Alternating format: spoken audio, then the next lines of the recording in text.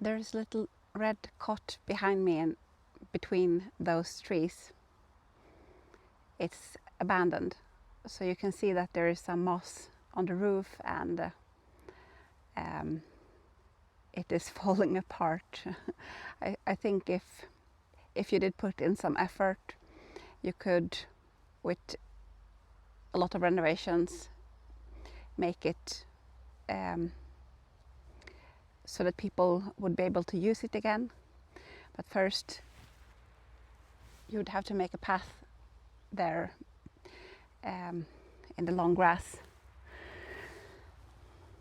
This video is about self-abandonment, and I've seen this topic.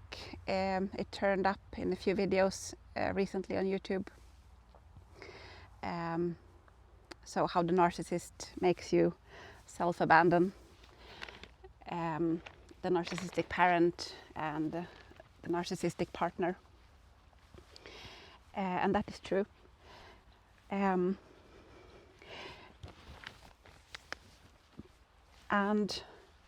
that part of coming back to yourself and taking care of yourself takes some effort, and it doesn't come natural. So I've been out of the narcissistic relationship, let's see, in November 2023, and it will soon be 21 months. But the relationship was 21 years long, and before I met my husband, well, I met him at 15, so before that I had a long relationship with a narcissistic mother. So I've really been trained to self-abandon, but I'm getting better at not doing it.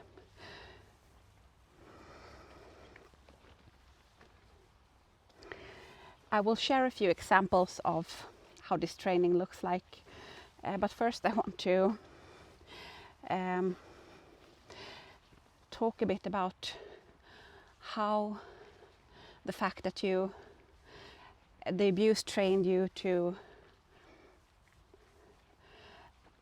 not tune into your own needs,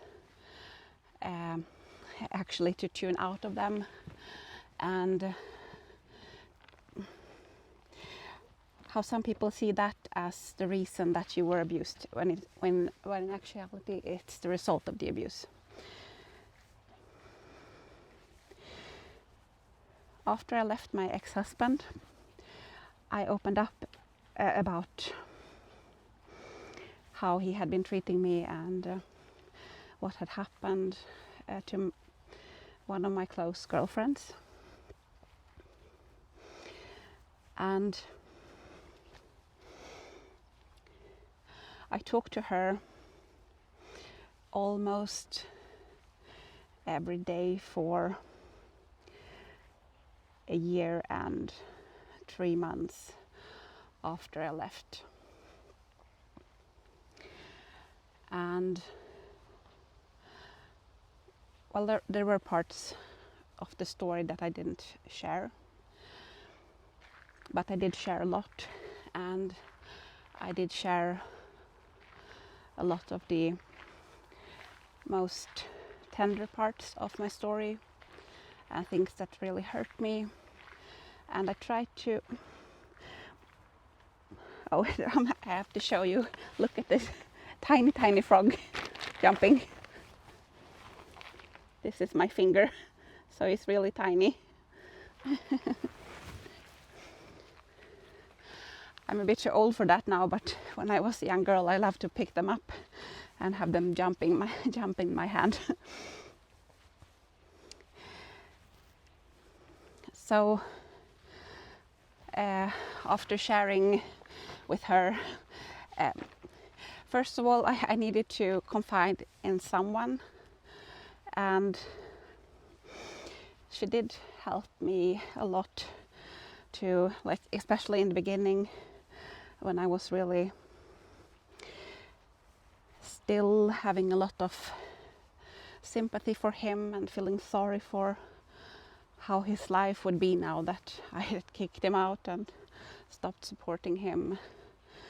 I was still feeling sorry for him and hoping that things would work out for him, and I had a very hard time to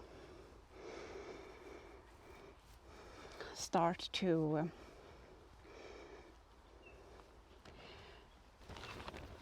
mosquito. Say no, and especially when it came to the economy, because I was still actually supporting him. He was living for 8 months in an apartment that I owed, and I was paying for it. It was a huge loan that I was paying for it, and partly it was because, well, I felt like I owed him, and I felt guilty, like I was still feeling responsible for his situation, and but also I was afraid of what he would do if I stopped supporting him. So I was fearing for my safety and the safety of my children. Well, she helped me a lot in the beginning to see, like, to tune me back into what was normal. So that was good. Like, she would tell me that, well, he's a grown man. He should support himself. Like, why doesn't he get a job? Like, it's not true that he won't be able to take care of himself.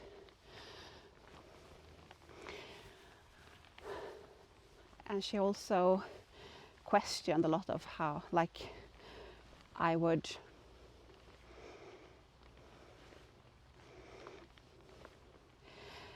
there were still some things that made me feel responsible or guilty, or how could I do that if, like, during this period he helped me. So, but she like questioned his efforts and said that thing that he did, it was really nothing. That was his responsibility as a father and a husband, and you did much more. So in that way it helped me to talk to someone. Now, she has not been in a narcissistic marriage, but I thought that if I share my story with her, then, because we know each other well, then I would be able to explain to her, like, how this happened to me, so that she will have this knowledge, and it could prevent her from, like, perhaps she could also learn something from me sharing this. But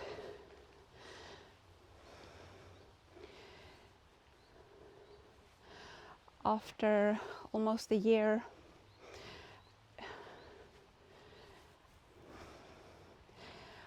it felt like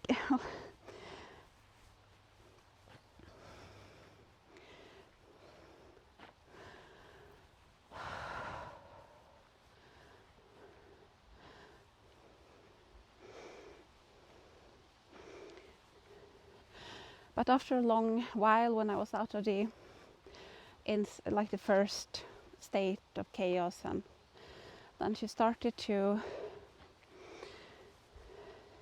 question why I wasn't doing better.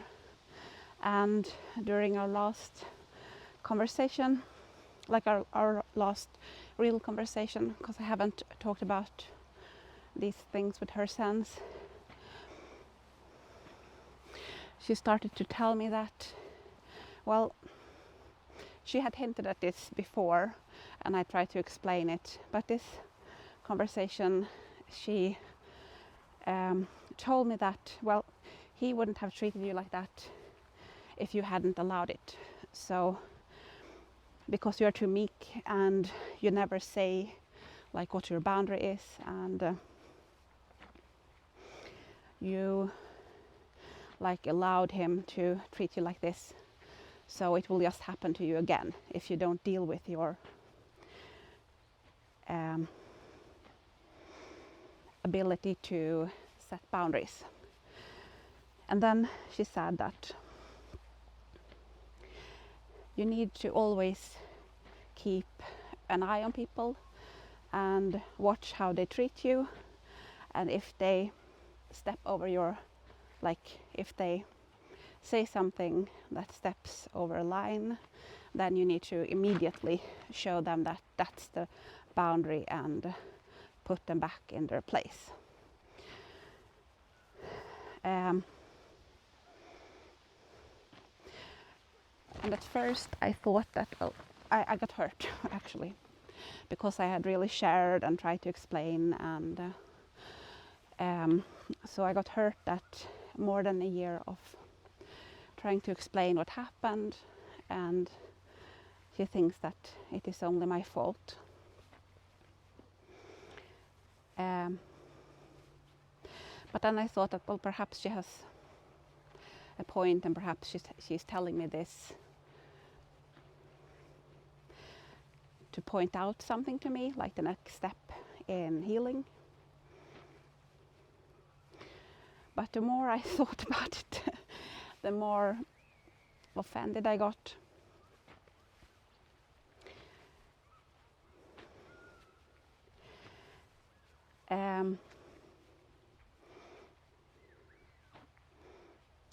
And what she was actually, like the worldview that she was speaking of, is unfortunately not the worldview that I want to adopt. So yes, there are people who will step over your boundaries, and I can feel when they do that, and I can distance myself from them, but I don't need to take a conflict, and not everyone is like that. And there is a lot of victim blaming, like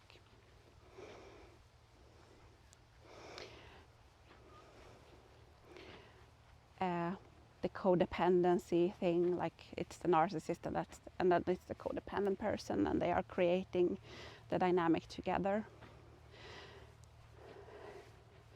In a way it's true, and in a way it's not true.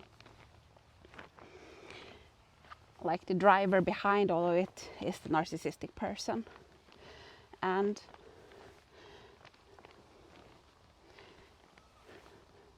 everyone becomes a codependent in one of these relationships. And the longer you stay, the more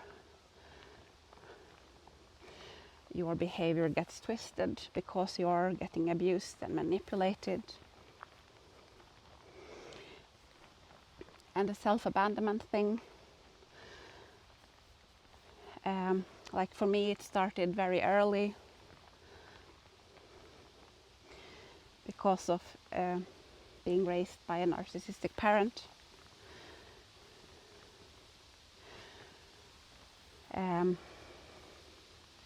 I can't remember ever getting a hug from my mother, or ever getting a true empathy, or like when something happened,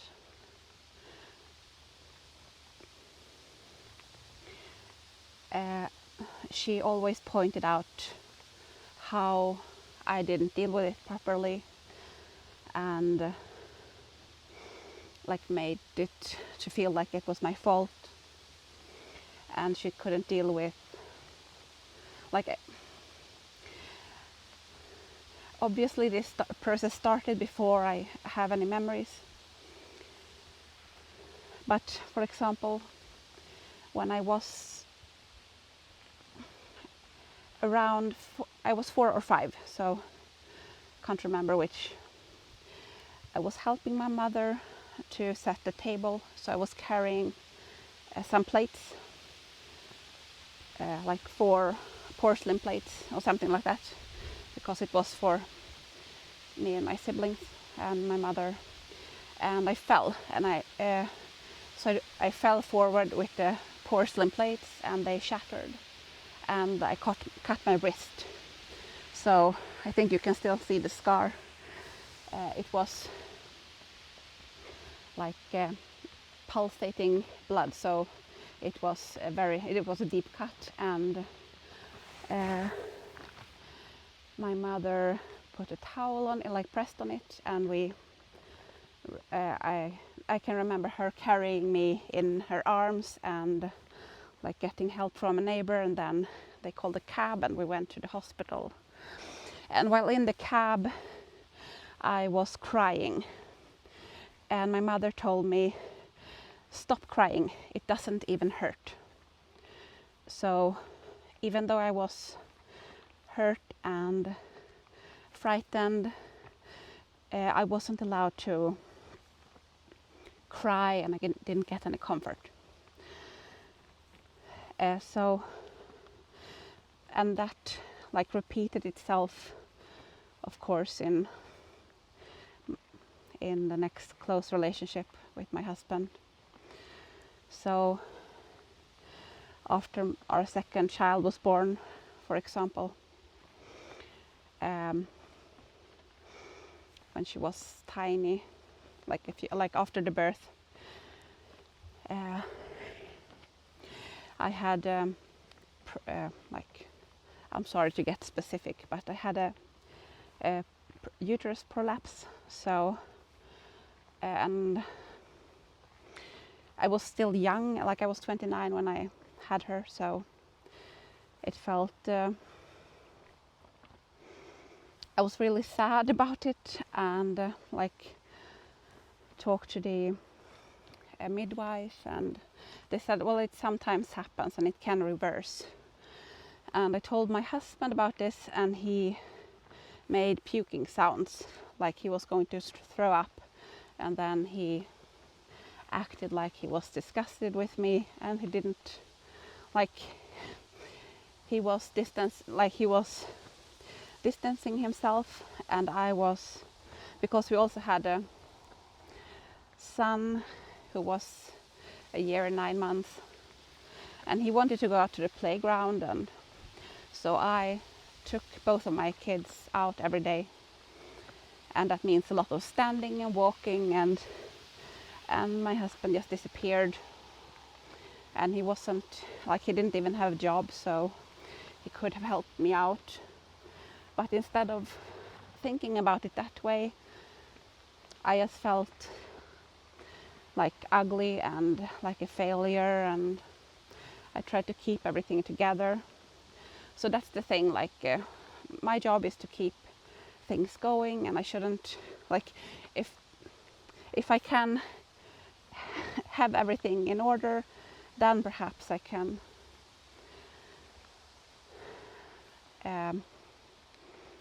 deserve some affection or some kindness. Like I have to save up for it and then make a tiny withdrawal. And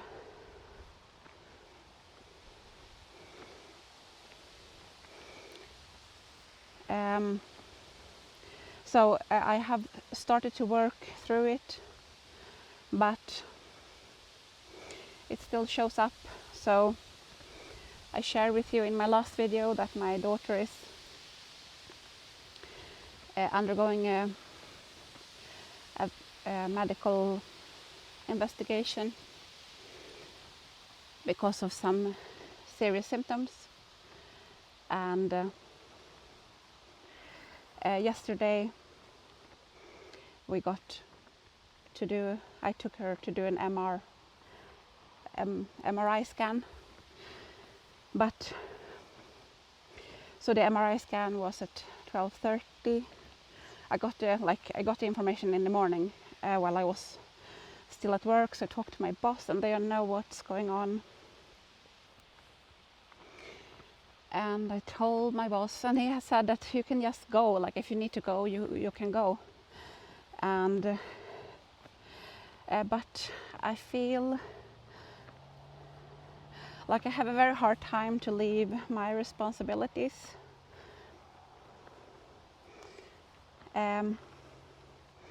So I came into his office and I told him that, well, we have this MRI scan, but I will, my last patient is at 10:45, like quarter to 11, and I will finish that, and then I will go and get my daughter. And then, I only have, there is an administrative task that I have to do. And I can do that, in the afternoon. I can come back and finish up. And he told me, well, don't do that. Just, you don't need to. We will take care of it. And anytime I, meet that kindness from others, it feels unfamiliar. So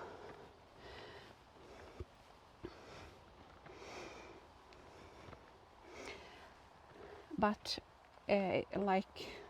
it's normal decency actually to be there for each other, and we shouldn't have to watch everyone around us.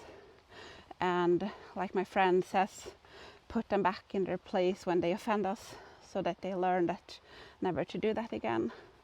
Why would we have people close to us that keep hurting us or who won't listen?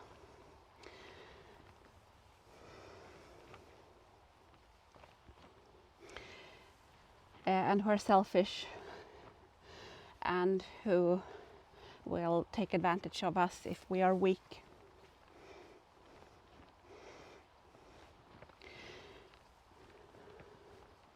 And not weak, but if we are not constantly on alert.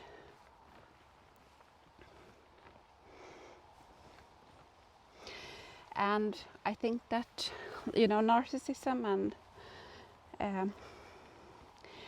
even the learned, they don't have to have the personality disorder. There are people who are teaching others to behave in this manner, like a narcissist does, or a sociopath. So there are people teaching others to behave this way in relationships. I think there is a book called Make Him Your Puppet. People have been commenting about this on some of the survivor sites, that and there are courses and there are lecturers who talk about this is how you need to treat the opposite sex to get what you want and to not be taken advantage of. And often it is manipulative tactics. And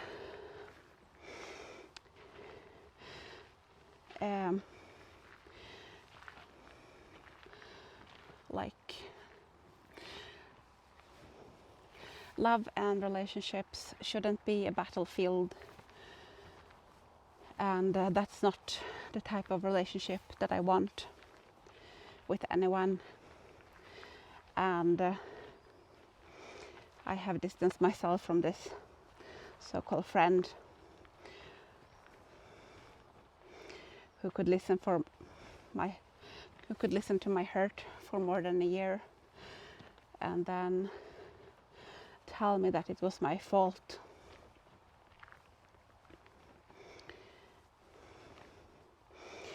So I just wanted to share that thought with you, that Self-abandonment is the result of the abuse.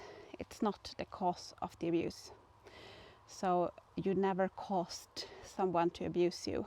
That person made their own choice, and that is the way that they choose to live their life, and that is the relationship that they choose to have with others. They abuse and break down other people.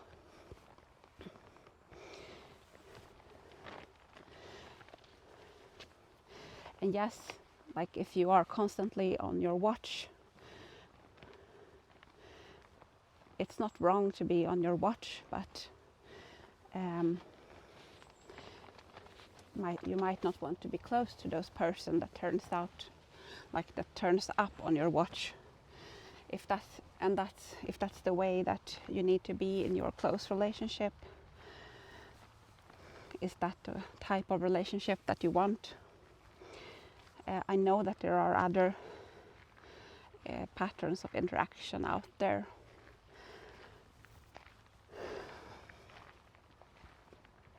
So I would choose to go for the real thing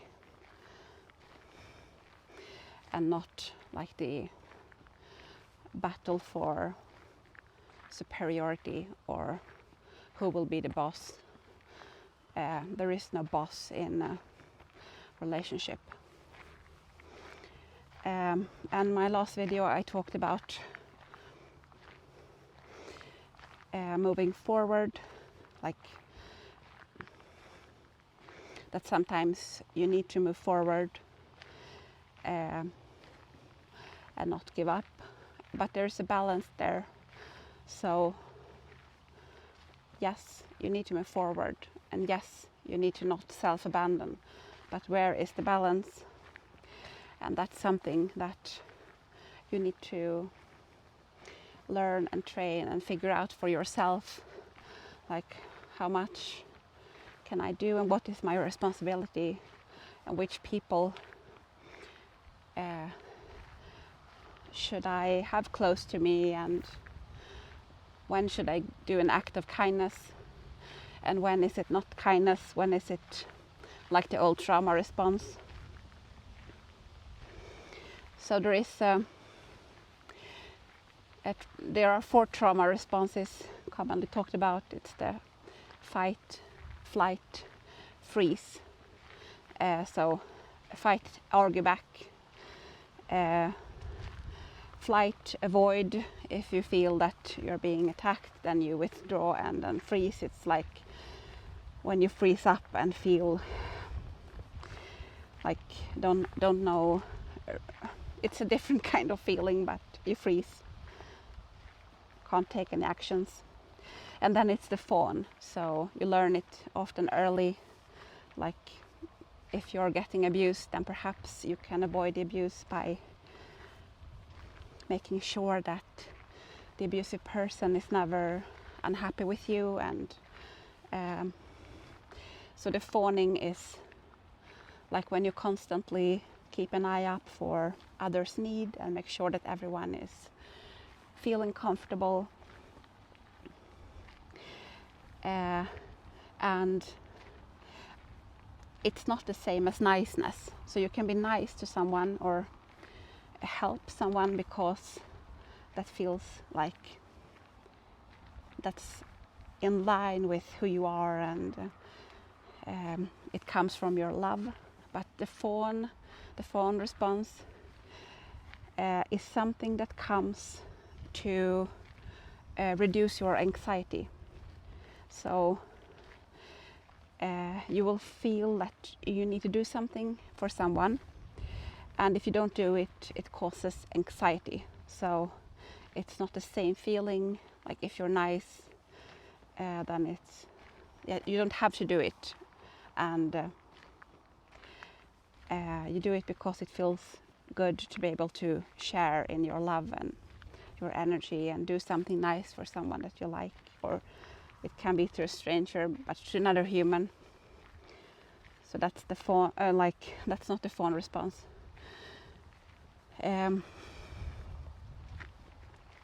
Anyway, it's a process to find the balance and like tuning into yourself helps, because the balance is actually like where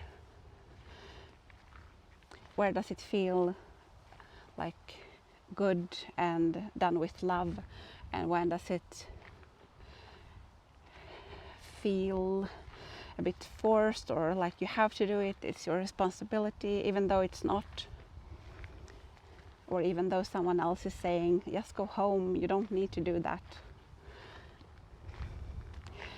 So that's the video for today. We still don't have an answer, and please keep praying. Okay, bye.